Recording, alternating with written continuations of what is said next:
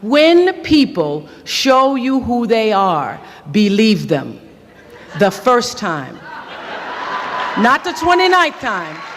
When you're mistreated the first time, when you see someone who shows you a lack of integrity or dishonesty the first time, know that that will be followed by many, many, many other times that will, at some point in life, come back to haunt or hurt you. When people show you who they are, believe them the first time.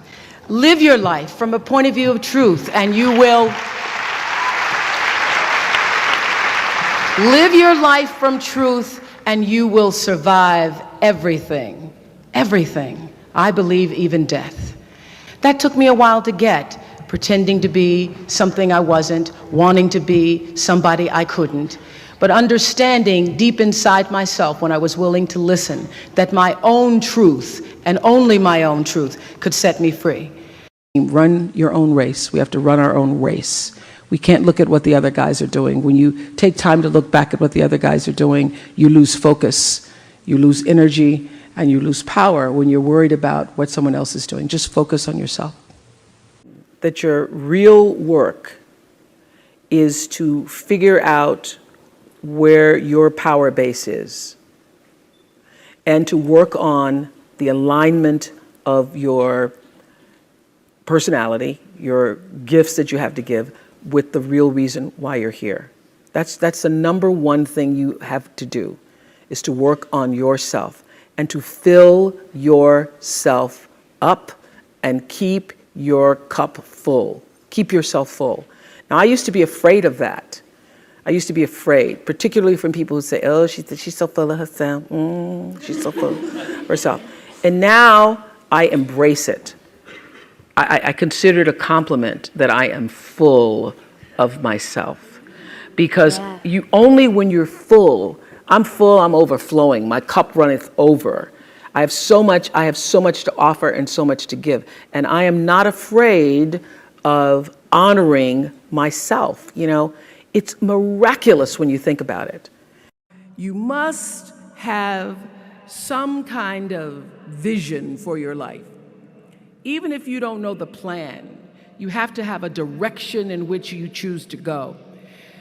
I never was the kind of woman who liked to get in a car and just go for a ride. I had a boyfriend who would say, let's just go for a ride. I want to know, where are we going? Do we have a destination? Is there a plan, or are we just riding? What I've learned is that's a great metaphor for life. You want to be in the driver's seat of your own life, because if you're not, life will drive you. I heard somebody ask earlier about what should you be praying. The prayer is, use me. Mm-hmm. You are here to be used as a vessel from the source from which you have come. And everybody has a different talent. And the reason we're all so messed up is because you're looking at everybody else's talent and wishing you had some of their talent.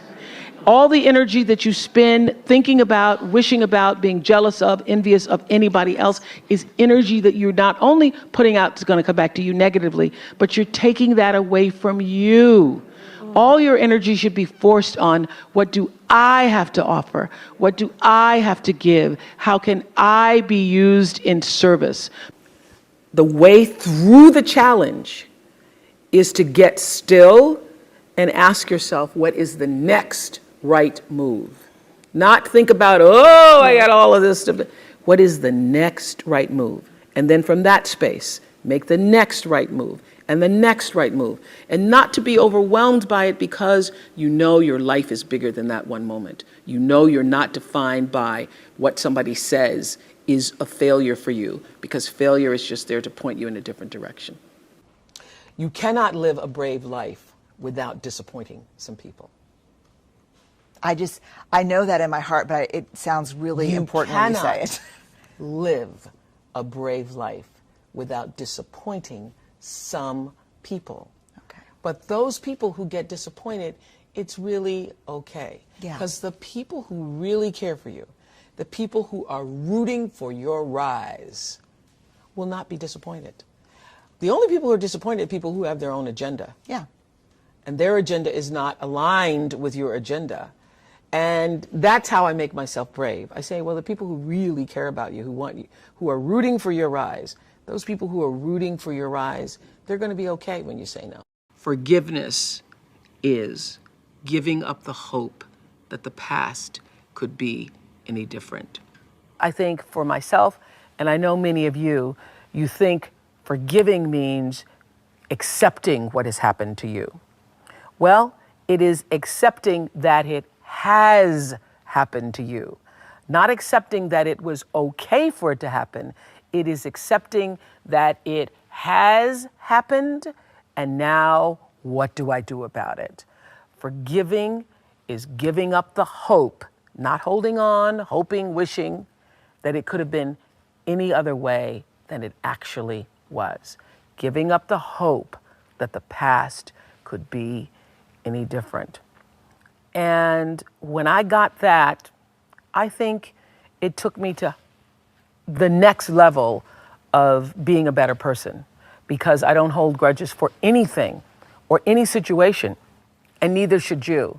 It's letting go so that the past does not hold you prisoner, does not hold you hostage. And I remember when I opened the school, I was so happy that finally it happened. We got it done and got through all the bureaucracy and all the stuff that it takes to build a school from the ground up. And I said to Maya, oh my God, Maya, this is my legacy. And Maya said, you have no idea. You have no idea what your legacy is. Your legacy is every life you have touched. Your legacy is every person you have met whose influence was felt by you. Every single person. And so, as you leave here today, the decision is, whose lives will that be? How will you use yourself in such a way that your impact and your legacy will live beyond the doing?